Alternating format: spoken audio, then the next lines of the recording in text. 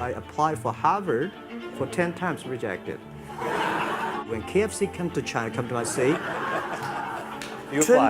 24 people went for the job. 23 people were accepted. I was the only one guy. Many years ago, I want to change the world. Now, I think if we want to change the world, we change ourselves. Change ourselves is more important and easier than change the world.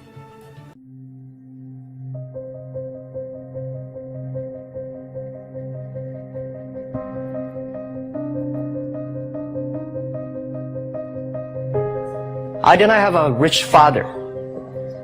Not from, well-educated. I said I tried 3 times for university. All failed. I applied for Harvard for 10 times. All failed. They don't even want to see me. And I think that is a normal life, right? And I believe that it was so difficult at that time. I was so frustrated. But I believe that something is waiting for me there. And I have to work hard to prove myself. So that was the tough experience. Nobody believed that I could be successful because everybody said, well, this guy think differently, think crazily, they think about something never work. That is the history. That's the thing. And now after 16 years, we have an Alibaba group, we have a Tmall group, we have a Taobao group, we have Alipay. And people say, how you make it? Why this make it? Why people cannot find opportunities, you can find opportunities. And I think people same here today. Jack, where is the opportunity? I don't have a job. I don't have this, I don't have that. And then when you think about this, start to do it. I saw a lot of people, young people, have fantastic ideas every evening. But in the morning, they go to the office same again. Make the move. Make the action. To everybody, to any person, tomorrow is new. Well, I said, if something, everybody believe it, everybody love it, forget about it. That's not your opportunity. Because when everybody agrees, why this opportunity should be yours? Because a lot of people don't agree with it. And you think this is good. Think carefully and find a group of people working together. And making sure the people working with you together believe the dreams. Whether investors believe it this or not, whether your friends believe it or not, whether your parents believe it or not, that's not important. You believe it. Your team believe it. And work day and night on this. That's how the things happens. Don't complain. Let the other people complain. Those people complain, those people who fail. And do not always say, well, I don't have. Think about how you can make things different. Use your own brain to think. And believe one thing, this is also another last advice I want to give you. You have to work very hard, right? Either work for the others or work for yourself. And I choose the way, work for myself. But if you really want to work for yourself, think about the others.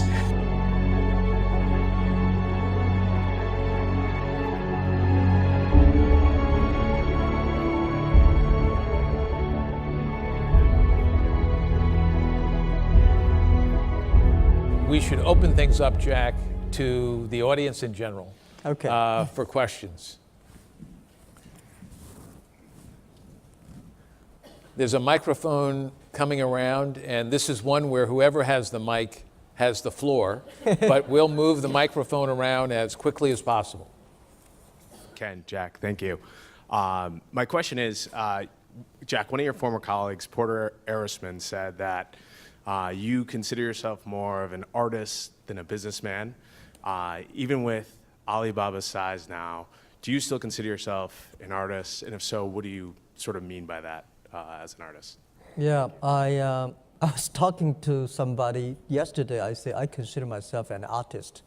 It's like orchestra symphony. That it's some artists just paint him alone, but I I think Alibaba.com, Tmall.com, Alipay to me is a piece of art. But it's not done by me, by 34,000 people, together with millions of the users. So it's the art. It's something nobody can copy. It's something that do anything to making sure that users are happy. So it's not like making money. If you think about making money, I would say it's too boring sometimes when you only think about making money. Well, but can I just do a thank you for great advice to me and to the others about but I would give you 3 tips for what I would giving you, and I think about it.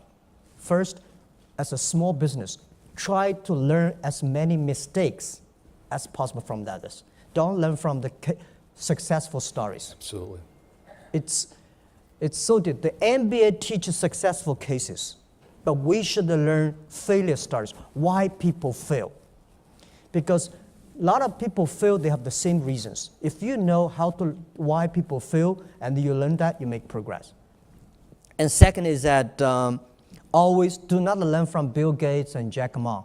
Learn from the people next door neighbor. He does the same thing, but he does much better. Why is that?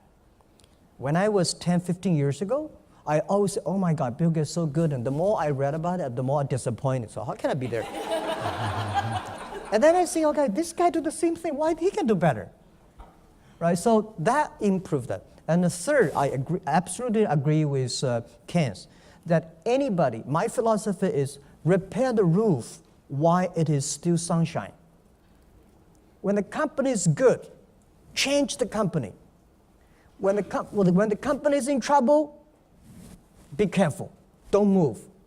Making sure that waiting for the terrible day go up. Just like if the storm comes, don't go up and repair the roof. You will be destroyed. So that's every time when I feel something good, when my people say, our team say, wow, we have a wonderful year, I know that's the signal we have to change. And that will make you totally different. If you enjoy, I know in small company, you can never have a wonderful days to enjoy long. And I just want to echo his advice to you guys.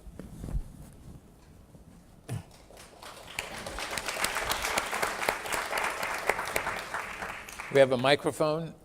That's one there. Right. Hello. My name is Dicky. I'm from China, Hangzhou. Hometown. I have a mission today. One of my friends wanted me to tell you that she is also a woman behind you. Thank you. Okay, so I got my question. We all know, like, as a standpoint of a global business, American business, we all know that Chinese market is very special. It's so different. So, question for Alibaba.com. What do you think Alibaba.com can help American business or global business to conquer the fear of Chinese market is so different?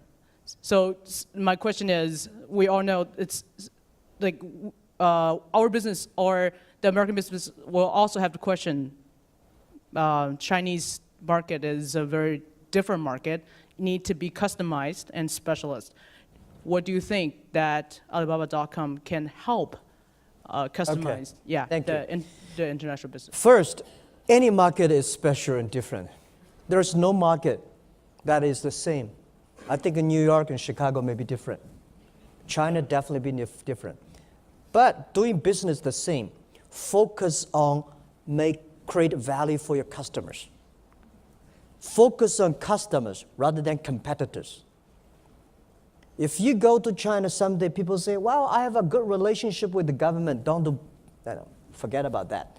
If this guy say, I have a good relationship with the customers, and I understand how to serve customer better, he's your partner. And you should have patience. Because Alibaba was not built today. It was the dream 16 years ago in our apartment. In the past 16 years, we never changed our focus. Just to try to making sure the small business we serve, they're good, they are happy, they are easier. So anywhere you go, people say, well, there's no successful American internet companies in China. Well, Internet grows so fast. Everybody wants to be successful within 24 months or maybe 2 weeks. It's impossible. Good business always takes a long time.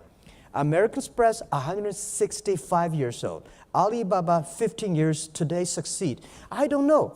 Maybe next year we're in trouble. Maybe next week we're in trouble. So we'll be very careful. The only people support you, not your shareholder, not the government. It's your customers. It's your people, your employees. So everywhere in the world, the same. Focus on your customer. Focus on making your employees happy. And focus on integrity to everything that you promised and committed. That is the only thing. Everywhere into the business is the same. My advice. You know, I think, Jack, one of the things that we talk about in our, what we call the service profit chain, is you've got to have strong focus on your employees. They have to be engaged. They have to be passionate. They have to believe. You've got to have that customer first focus, and then the shareholders will benefit. The only thing that I would add to Jack's point that I think is very, very important increasingly, if we're going to be more nimble, we actually have to have the ability, small, medium, and large, to figure out how to partner in a more effective and flexible and quick way. Because the days of any company, any size, being able to do all of this on their own is really impossible.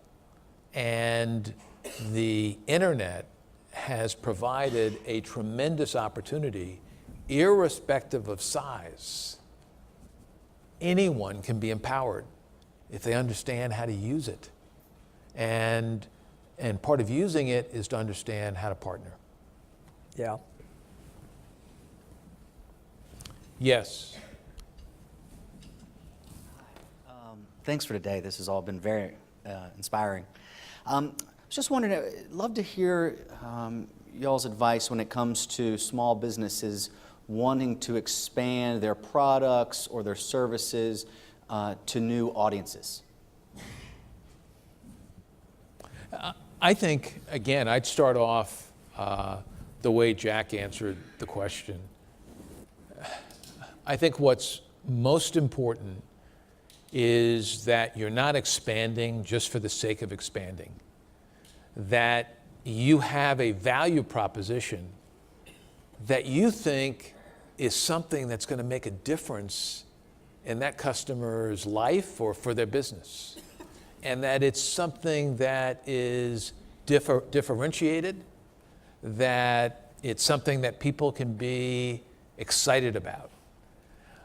And if you're convinced of that, then you should offer that product or service, because the mistake that some companies make is they say, I'm only going to focus on this one or two product, and I'm only going to focus on this customer segment. We've had this debate in our company. On one level, we have a Centurion card going to our most affluent customer, and then we have a product called Bluebird, a prepaid card. And people have said to me, how does this coexist? Well, it coexists because the value proposition is meaningful and powerful to that segment. So if you start off always customer first, what's the value proposition? Will it make a meaningful difference? And what am I bringing that's special and unique to that value proposition? Yeah, my advice, if you want to open the new market, new customer, the best way is on internet today. Because I give you, agree with what Ken. First, you should create something you believe, you think so good, you think you can make unique, and then test it on internet. Absolutely. I had some testing about 5 years ago just for fun on it. I said, I have a great idea, and I want to looking for those people can tell me how the fly thinks, the bee, the bees, how the fly thinks. It's a stupid question. And I have another question, say, in the China, the Yarrow River, the water is so dirty. How fish can see each other? How can they make girlfriends and boyfriends? I have no idea. And I put that and say, I have this idea. Anybody want to discuss? And please come to my some hotel, that room next Thursday. 50 people came. That means if you're really passionate for something, the world is so big. There are people coming. So internet, because today if you go to Chicago, you have ideas, and you cannot go to New York looking for this new customer. But the internet, you're testing. Absolutely. I have another customer, very interesting. It's a young student. He's prepared for testing in the summer. The mosquito came. So he catch the mosquito, make the samples, and start the auction sale online, $5 for each pair. And then people said, wow, it's interesting. So he ordered hundreds of orders following. He said, I can't finish catching the mosquitoes. For 3 years, he still cannot finish that.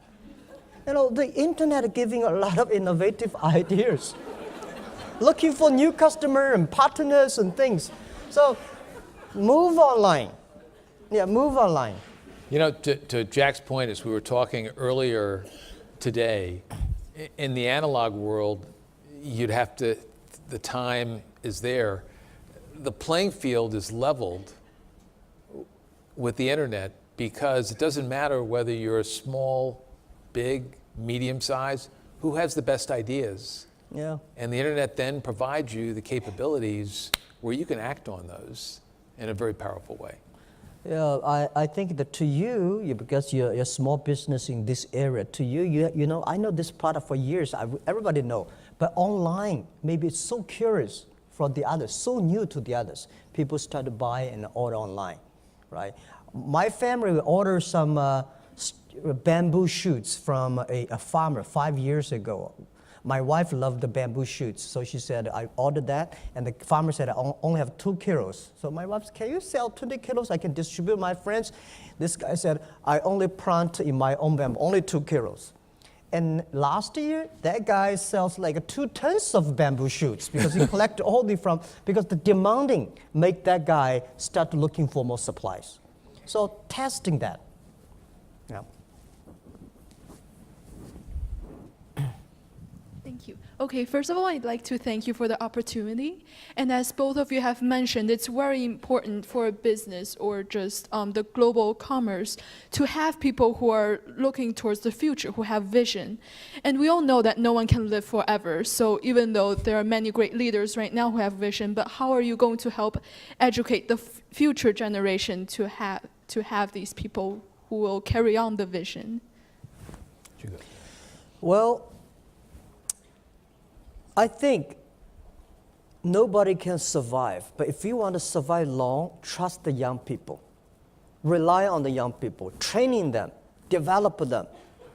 And people in my apartment for 18 founders, the other 7 people, they said, every time, Jack, from the morning, wake up, you talk about value, mission, vision, and when we go to bed, you talk about vision, value. So every day, so for years, these people came out to talk like me. I remember 7 years ago, I was invited to speak in America, talking about my business, and I talk about the value, the mission, the vision. There's a guy called David Wong. He's sitting there. He works for Fortune 500. He said, this is a crazy guy. Because China, nobody will believe the value, mission, vision, and especially internet, everybody wants speed and quick, no value, vision. So I said, Mr. Wong, someday if you come to Hangzhou, come to my company. So a year later, he came to my company, spent a few days. The day we left, he said, Jack, I know you are crazy, but I found there are 100 crazy people like you in your company. That's the leader's job. That making sure the people joining your company, whether young, old, women or men, they do not believe in you. They believe in the mission, the vision, and the value that you believe. Making sure they follow it. And then they become the behavior. And then it will go on. And talk, and giving them chance, giving them the chance to make mistakes. Listen to them, respect them. I think that's the only way to go. Because nobody can survive forever. If the company want to go on, the company want to survive with vision, with the value, make sure the young people, making sure they follow not follow you, follow the vision mission, and value. That's what I believe. Yeah, I would agree fully with what Jack said, because certainly for American Express, over 165 years, those values have been constant. The leadership has changed.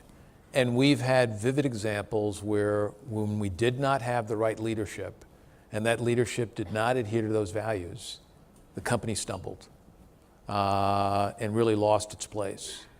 I think secondly, what's very important is informally in your organization is what are you doing relative to feedback every single day? Because people take their direction not just from the top, but they take it across the organization. So you need to make those values come to life. And that's the responsibility of everyone in the company. One of the points that I make is leadership is not based on hierarchy. It's based on character and competence and the followership that you're able to build. And if you have people in your organization that recognize that part of their job is to lead, you're going to do incredibly well as an organization.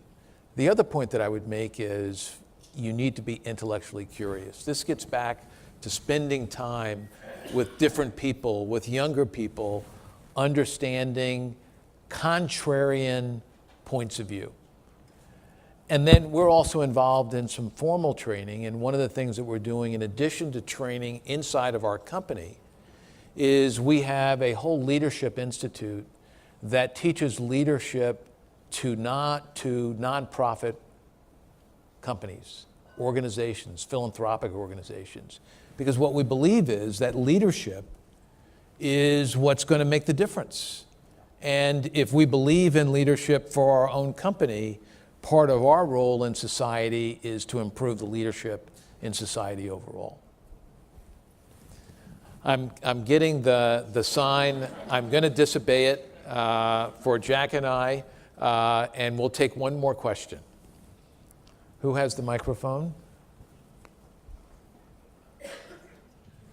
Good afternoon. I head up one of the 12 international trade centers in the state of Illinois. And in the last 8 months or so, we've partnered with Alibaba to help small and mid-sized companies use platforms like Alibaba to expand their exports. Thank you. And to take it a little further, so historically, where Alibaba began connecting China with the rest of the world, and then now the focus is on connecting the United States with China.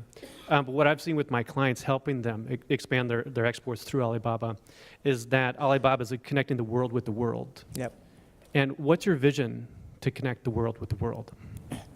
Yeah, I think the next 10, 20 years, we want to connect the world to, our internal goal is that among the $1 trillion US sales, we want 40% from outside China. Not because we want the money, because we want to help the global small business cross. I think the advice I want to give you that I find a lot of SMEs good with the passion, but I hate to see those people, this eyes with the US dollar, this eyes with the euros, and talk like English pounds. When you talk about the money, nobody want to make friends with you. If you don't have any friends, you will not make a fortune. So people, when I talk about $1 trillion, it's not about the revenue. It's about the responsibility. It's about the mission that we want to club. So we have to do a lot of things. We have to build up the partner with the company like American Express, build up the efficient payment system.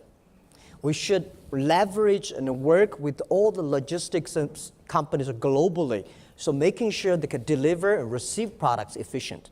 We should design a system that is fair and transparent for every business. We should working with the government to lower the tax of import tax for every nation. My suggestion is that, for example, if a USA small business sell to China less than $1 million every year, should have a China tax-free. China sell 1 million to USA, should under 1 million should tax, free. In that kind of, we can encourage the global small business, sell things across the board, create jobs. So a lot of things to be done. And I think every small business, no matter how big your dream is, you have to do today, now, little by little. If everything can be done very quickly next year, if you want to be successful tomorrow, why you have the opportunity? So we know we have to survive, do little by little. And I think in 10 years, we will make it. We'll make 2 billion consumers to shopping online. We will helping small business. We want to help Philippine guys sell to Norway. Norway smoked salmon can be sold to Argentina. Argentina can do in Africa. These are the platform we want to build up. And we have to build up with the partners, not ourselves alone. And especially with your support, this thing can be done. Right? It's not like I have an idea and then I want to, it's the customer number one. If the small business don't want it, if the consumers don't want it, if your employees not creative enough, efficient enough, it's not about money, it's not about shareholders. So that's what I believe. So I would end this by